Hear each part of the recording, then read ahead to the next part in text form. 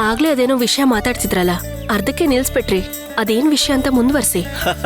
ಹೌದಲ್ವಾ, ನಾನು ಹೇಳೋದನ್ನೇ ಮರ್ತ್ಬಿಟ್ಟೆ ನೋಡಿ.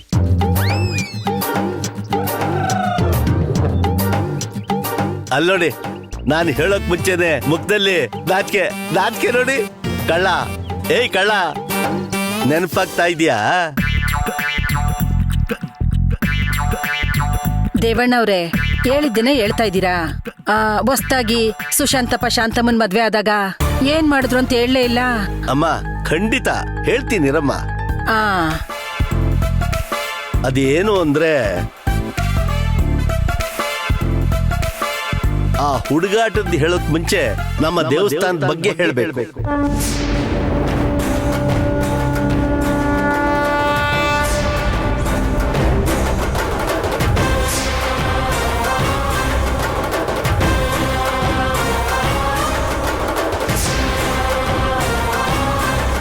ನಮ್ ದೇವ್ರಿದೆಯಲ್ಲ, ಆ ದೇವ್ರಿದೆ, ಆದ್ರೆ ಗುಡಿ ಇಲ್ಲಮ್ಮ.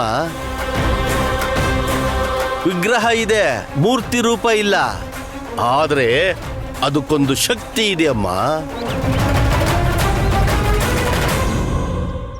ಕಾಯ ವಾಚ ಮನಸ ನಿಷ್ಕಲ್ಮಶವಾಗಿ ಬೇಡ್ಕೊಂಡ್ರೆ ಆ ದೇವ್ರು ಎಲ್ಲವನ್ನೂ ಕೊಡ್ತಾನೆ ಕಣಮ್ಮ.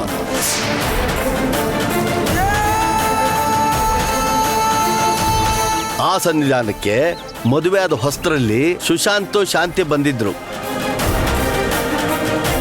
ಶಾಂತಿ ಕಡೆಯಿಂದ ದೇವರಿಗೆ ಅಭಿಷೇಕ ಮಾಡಿಸ್ಬೇಕು ಅಂತ ಹರಕೆ ಆಗಿತ್ತು.